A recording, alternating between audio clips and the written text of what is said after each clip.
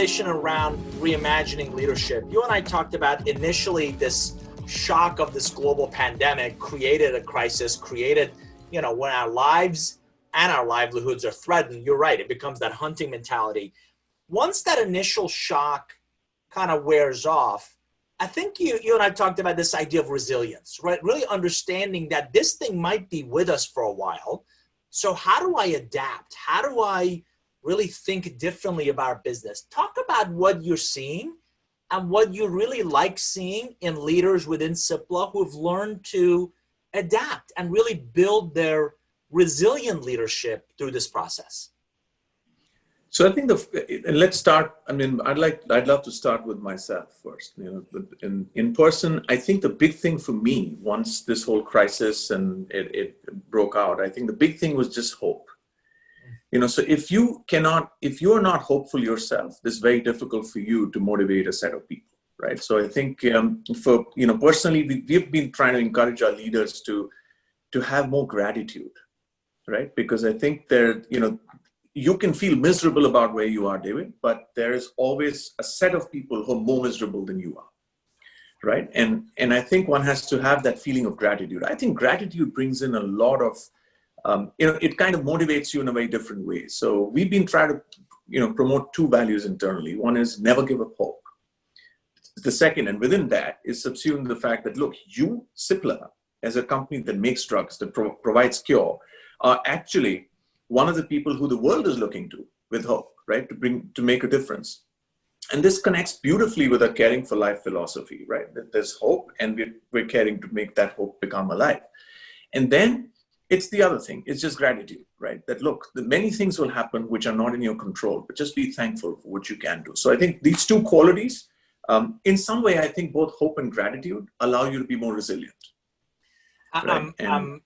You're exactly right. And I often think about, we're blessed because most of us are knowledge workers. Think about it. We've got access to internet. Correct. We've got access Correct. to all kinds of learning and growth opportunities. By the way, we're all working from a comfortable home and we've got food in the fridge and roof on our heads. Think Absolutely. of the labor, think of all the people that this global pandemic is impacting, where their lives and their livelihoods are on the line on a daily basis. And back to your gratitude, you feel blessed on a daily basis that you're able to not just create impact, but your work matters. And in simplest scenario, the drug making and the drug distribution and saving lives is all that we're all going to care about at this moment, where our very lives are threatened and lives of our loved ones are threatened. And your heart goes out to the global number of people that have perished and people that can't attend their families' funerals because of, due to social distance. Absolutely. And it really recenters you around all that we're blessed with. So the gratitude absolutely comes front and center. What are some of the behaviors, some of the leadership behaviors you've seen or you think about that you believe will stay with us in this after COVID, after pandemic world? So I think the biggest behavior that I think, David, is being dialed up, right? Across society, across corporations, across us as individuals is empathy.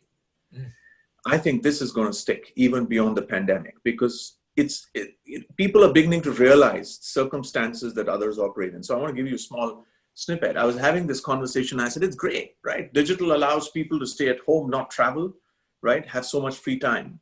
Until I heard the other view, right?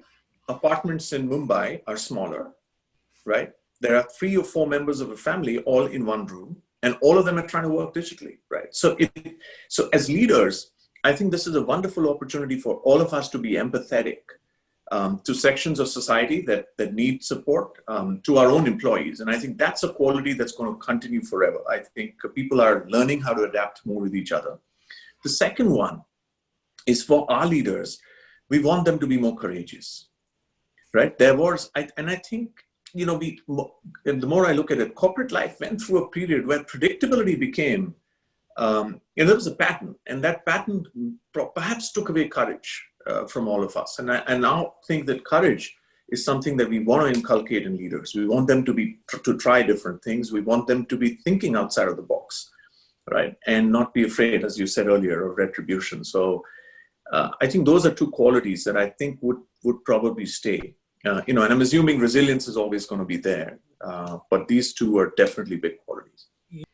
Where do you believe that courage comes from? How do you believe Cipla leaders could encourage more people being courageous? Give us a glimpse into that.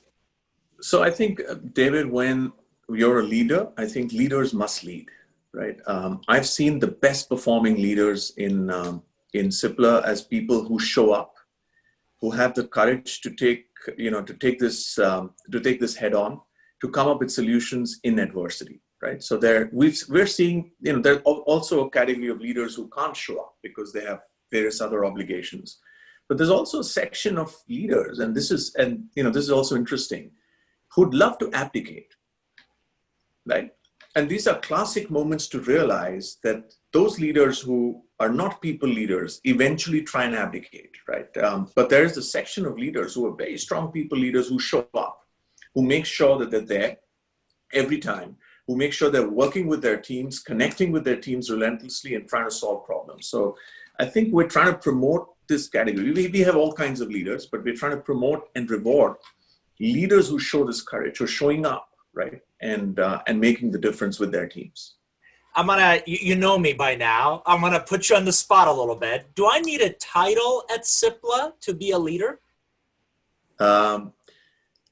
Historically, yes. I'd like to believe yes, right? But going forward, I've seen leadership coming out from people who, doesn't matter where they are in the hierarchy, but they have either thought leadership or they have very strong empathetic leadership, right? So many times when I speak to people, they say, oh yeah, he connected with me and he left me with this message. And he is somebody in the hierarchy that wouldn't have been a title leader for Cipla, right? So people are beginning to realize the ability of influence in leadership as against authority, the belief of love and reaching out instead of obligation, right? And so these are some of the shifts we're beginning to see. But yeah, I think the modern day teams probably more flatter, more, and I don't think hierarchies would play a very strong role going forward. Love that. Love that leadership really is an attribute and can come from any part of Cipla's global footprint.